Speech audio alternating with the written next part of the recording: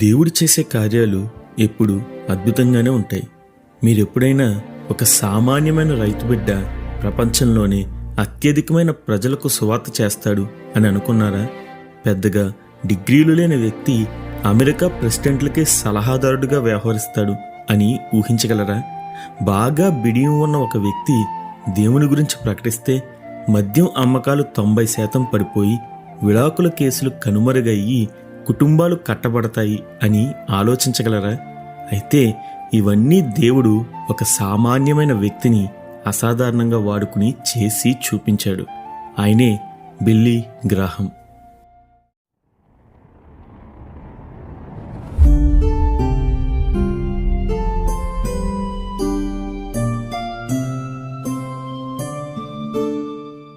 Billy Graham గారి పూర్తి పేరు విలియం ఫ్రాంక్లిన్ గ్రాహం.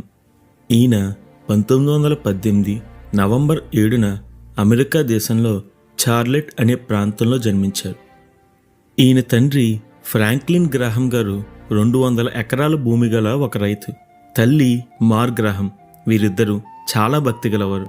బిల్లీ చిన్నప్పుడు చర్చికి క్రమంగా వెళ్తూ దేవుని యందు బాగానే భక్తి చేసేవాడు. అలాగే అల్లరి బాగా చేసేవాడు. తన టీనేజ్కి వచ్చేసరికి చర్చికి వెళ్ళడం తగ్గించాడు. అలాగే బేస్బాల్ ఆటలో మంచి ప్రావీణ్యం సంపాదించాడు. ఈ సమయంలో బిల్లీ తన తండ్రి పశువులను మేపుటకు, బేస్బాల్ ఆడుటకు మాత్రమే ఎక్కువ ఆసక్తి చూపించేవాడు. దేవుని యందు భక్తి దాదాపు శూన్యం అయ్యింది. ఇదే సమయంలో బిల్లీ గారి తండ్రికి తీవ్ర అనారోగ్యం వచ్చింది. దాదాపు మంచానికి పరిమితం అయ్యి ప్రాణాపాయ స్థితిలో ఉన్న అతన్ని బిల్లీ తల్లి యొక్క ప్రార్థన పూర్వస్థితికి తీసుకుని వచ్చింది. తన కళ్ళ ముందే దేవుడు చేసిన ఈ అద్భుతం చూసిన బిల్లీ దేవుని యందు నమ్మిక ఉంచడం మొదలుపెట్టాడు. బైబిల్ చదవడం, ప్రార్థన చేయడం ప్రారంభించాడు. ఇలా తన 15 సంవత్సరాల వయసులో బిల్లీ దేవుని యందు భయభక్తులు నిలపడం ప్రారంభించాడు. ఇలా జరుగుతుండగా 1935 సంవత్సరంలో బిల్లీ గ్రాహం గారి ఊరికి మొర్దెకాయ్ హామ్ అనే దైవజనుడు వచ్చాడు. ఇతని గురించి అతని తండ్రి చాలా గొప్పగా బిల్లీకి చెప్పాడు. అయినా సరే బిల్లీకి అతని కూటములకు వెళ్ళే ఆసక్తి లేదు. కానీ ఒకరోజు బిల్లీ స్నేహితుడు అతనిని ఆ కూటాలకు రమ్మని ఆహ్వానించాడు. దానికి బిల్లీ, నాకు ఈ పశువులను మేపుటకు, బేస్బాల్ ఆడుటకే సమయం లేదు అని చెప్పాడు. అందుకు అతను కనీసం తనని కారులో ఆ కూటాల వరకు చేరవేయమని అడుగుతాడు. కారు నడపడంలో బాగా ఆసక్తి ఉన్న బిల్లీ తన స్నేహితులను దింపడానికి ఆ కూటాలకు వెళ్తాడు. అయితే అక్కడ దాదాపు 4 నుంచి 5,000 మంది ప్రజలు ఉండటం చూసి ఆసక్తితో తాను కూడా ఆ కూటాల్లో పాల్గొంటాడు. మొదటి రోజు తన స్నేహితులను దిగబెట్టడానికి వెళ్ళిన బిల్లీ తర్వాత రోజు నుంచి తనంతట తానే ఆ కూటాలకు హాజరవడం మొదలు పెడతాడు. మొర్దెకాయ్ హామ్ గారికి వేలు పెట్టి చూపిస్తూ ప్రసంగం చేయడం అలవాటు.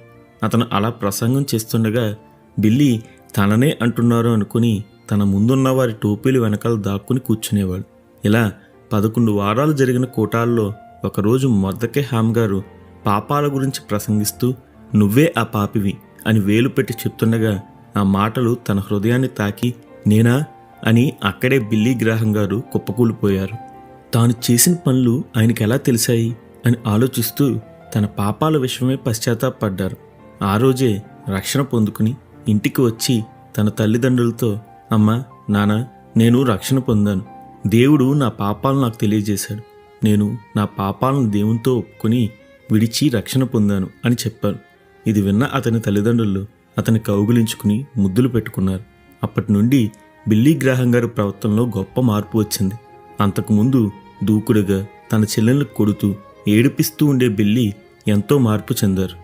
బిల్లీలో ఆసక్తిని చూసిన అతని తండ్రి బిల్లీని బైబిల్ కళాశాలలో జాయిన్ చేస్తాడు.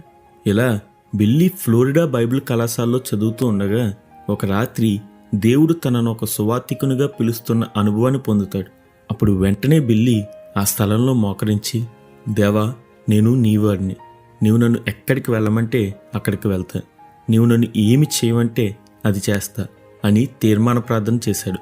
ఇలా 3.5 సంవత్సరాల కళాశాల సమయంలో బిల్లీ ప్రసంగాలు ప్రిపేర్ చేసుకుంటూ అడవులకు వెళ్ళి ఏకాంతంగా బోధించడానికి సంసిద్ధుడు అయ్యేవాడు.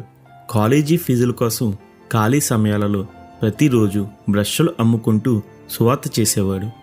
బిల్లీ మొదటిసారిగా తన సాక్ష్యాన్ని ఒక సండే స్కూల్లో చెప్పాడు. దీన్ని చెప్పడానికి బిల్లీ చాలా తడబడ్డాడు. అలాగే అతని మొదటి ప్రసంగం 30 మంది ఉన్న ఒక సంఘంలో చేశాడు. తన ప్రిపేర్ అయిన 4 ప్రసంగాలు కలిపి చెప్పినా సరే అతని ప్రసంగం కేవలం 8 నిమిషాలకే పూర్తయింది. ఇలా ప్రతిసారి స్టేజ్ పైకి రాగానే బిల్లీ చాలా తడబాటుకు గురయ్యేవాడు. ఇలా ఉన్న సమయంలో బాగా ప్రార్థన, వాక్య ధ్యానం చేస్తూ 1937 సంవత్సరానికి తడబాటు లేని సంపూర్ణ ప్రసంగాలు చేయగలిగాడు.